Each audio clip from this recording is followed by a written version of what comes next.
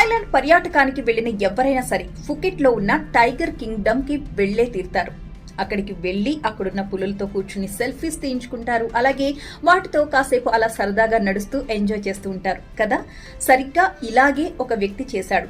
కానీ ఆ వ్యక్తికి అందరిలాగా ఒక చక్కటి అనుభవం మిగలేదు. ఇంతకీ ఏం జరిగిందో తెలుసుకునే ముందు టైగర్ కింగ్డమ్ గురించి మనం కొన్ని విషయాలు తెలుసుకోవాలి. ఈ టైగర్ కింగ్డమ్ లో ఉన్న పులులన్నీ కూడా సాధు జంతువుల లెక్క.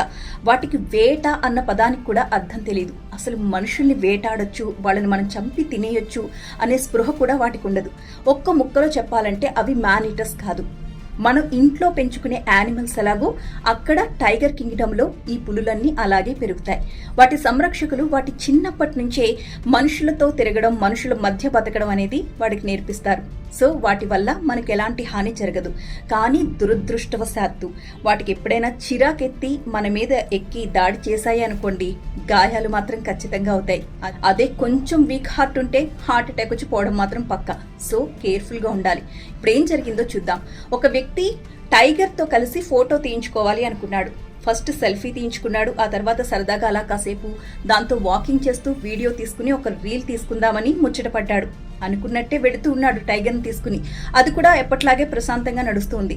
దాని దగ్గర కూర్చుని ఒక ఫోటో తీసుకోండి అని పక్కనున్న యానిమల్ హ్యాండ్లర్ సూచించడంతో టైగర్ని ఇలా పట్టుకుని దాని కింద ఇలా నిమిరే ప్రయత్నం చేస్తూ ఫోటో తీసుకోబోతే ఒక్కసారిగా అది వీడి మీదకి దాడి చేసేసింది. భయంతో ఒక్కటే అరుపులు, మీద పడి వదలదే. అతి కష్టం మీద పక్కనున్న యానిమల్ హ్యాండ్లర్ ఆ పులిని పక్కకు తప్పించాడు. గాయాలు మాత్రం అయ్యాయి, ప్రాణాంతక గాయాలు కాదు, గాయాలయ్యాయి. సో జాగ్రత్త. ఇలాంటి రిస్క్లు చేసేటప్పుడు మనం ఇలా జరిగిన ఉదంతాల్ని కూడా మైండ్లో పెట్టుకోవాల్సిన అవసరం కనిపిస్తోంది. గతంలో 2014లో కూడా ఒక ఆస్ట్రేలియన్ మీద పులి ఇలాగే దాడి చేసింది. 29 కుట్లు పడ్డాయట అతని లెగ్స్ మీద. దాడికి గురి కాబడ్డ వ్యక్తి ఒక ఇండియన్. ప్రస్తుతం హాస్పిటల్లో ఉన్నాడు.